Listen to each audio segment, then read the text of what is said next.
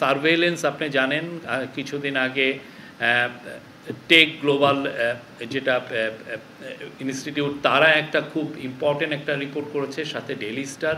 তো সার্ভেইলেন্সের ইকুইপমেন্ট আপনি জানেন যে এটা আগামী গত গভর্নমেন্টের সময় কিছু হিসাবে আসছে প্রায় $300 মিলিয়ন, কেউ বলছেন প্রায় $200 মিলিয়ন সার্ভেইলেন্স ইকুইপমেন্ট কেনা হয়েছিল। এবং পুরো জিনিসটা আমরা যেটা রিপোর্টে আমরা পড়ছি, যেটা টেক গ্লোবাল ইনস্টিটিউটের 70 পেজের যে রিপোর্ট সেখানে এবং ডেইলি স্টারের রিপোর্ট, এখানে পুরোপুরি স্পষ্ট যে গত স্বৈরাচার সরকার বাংলাদেশের নাগরিক অধিকার হরণের জন্য এই সার্ভেইলেন্সের যে ইকুইপমেন্টগুলো সেগুলো স্পাইওয়্যার তারা ইউজ করেছেন এই অবৈধ নজরদারি করার জন্য এবং আপনার ফ্রিডম অফ স্পিচকে আপনার যে আমাদের যে কনস্টিটিউশনে আমাদের যে গোপনীয়তার যেই রাইটটা দেওয়া হয়েছে সেটাকে তারা খর্ব করেছেন।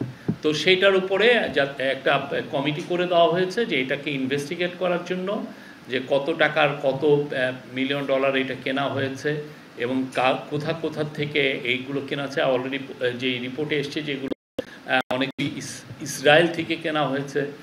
তো এই পুরো বিষয়গুলো তারা খতিয়ে দেখবেন, সেগুলোর উপরে এটার প্রধান থাকবেন হচ্ছেন আমাদের special adviser on post telecommunication and ICT affairs Faiz Taiyeb Ahmed.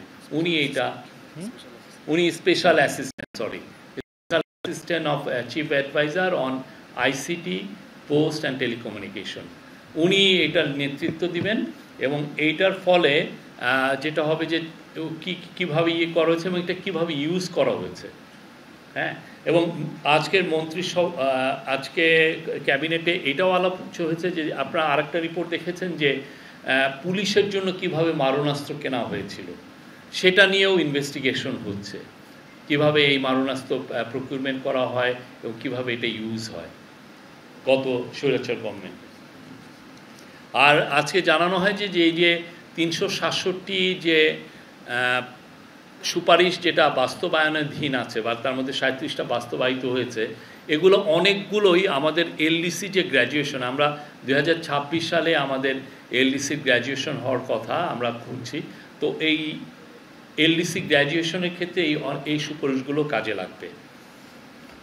আর মিটিংয়ে বলা হয় যে লেবার লিডারদের, আপনি জানেন যে শেখ হাসিনার আমলে প্রচুর লেবার লিডারের এগেনস্টে অনেক রকমের হয়রানিমূলক মামলা করা হয় তাদের অধিকারকে খর্ব করার জন্য। বাংলাদেশের লেবার অ্যাক্টিভিজমকে তারা আসলে দমন করতে চেয়েছিলেন।